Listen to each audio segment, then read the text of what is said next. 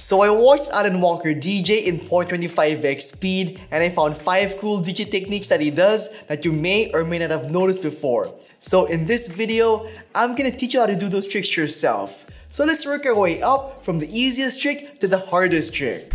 Number 1. Alan Walker sometimes just plays his next track in without any blending or mixing.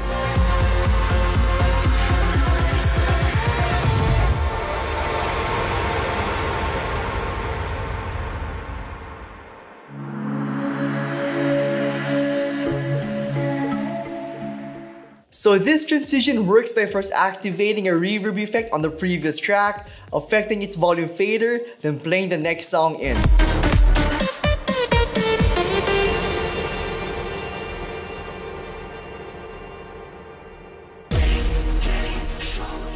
You see, the reverb effect fills in the silence, making playing the next song sound seamless.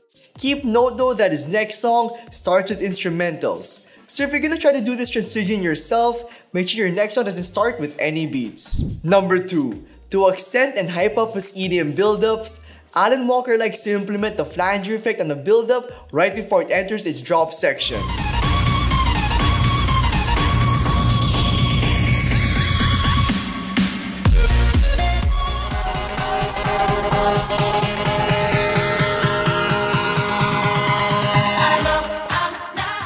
The thing about the flanger effect is that it's pretty easy to go crazy on it because it has such a distinct sound. So make sure to use this effect as sparingly as you can because overusing it can make your mix sound pretty amateur. Number 3. Alan Walker usually ends his transitions with a reverb effect.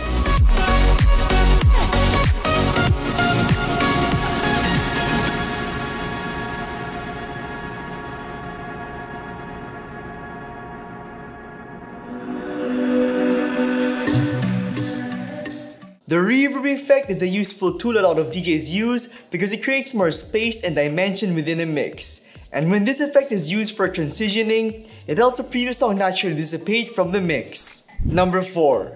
So let's talk about Alan Walker's EQ mixing style. So when mixing the next song in, Alan reduces all of the EQs of the upcoming track, especially the low. Then he brings the next song's volume fader up to blend it into the mix, all while working on bringing back those EQs to their 12 o'clock position. Then when they're finally there, he brings the current song's volume fader down.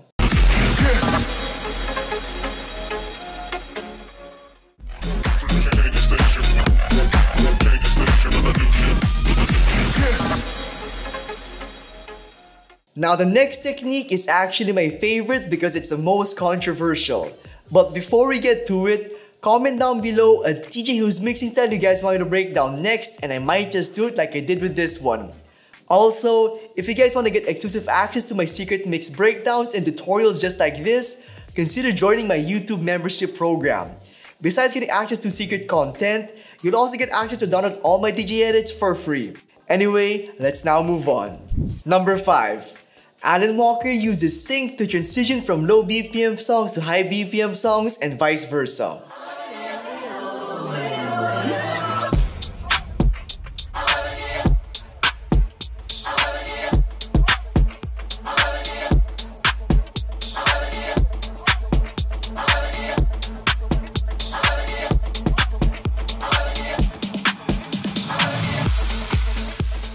So here's how you can do this transition yourself. So the first step is to set the song you're mixing from as a master deck. Then press beat sync on both decks. Then play your current song. Now when your current song reaches its outro section, play the next song via its intro section. Then affect the current song's tempo fader and slowly bring it up to the next song's default BPM range. Since the next song is synced up to the current song which is a master deck, whatever change you make on the master deck, the next song will follow. Once you're at the default BPM range though, simply mix out. And that's it. If you guys want to learn how to mix like Alan Walker and more, check out my beginner DJ course down below and use coupon code BOOMERS to get a huge discount on it.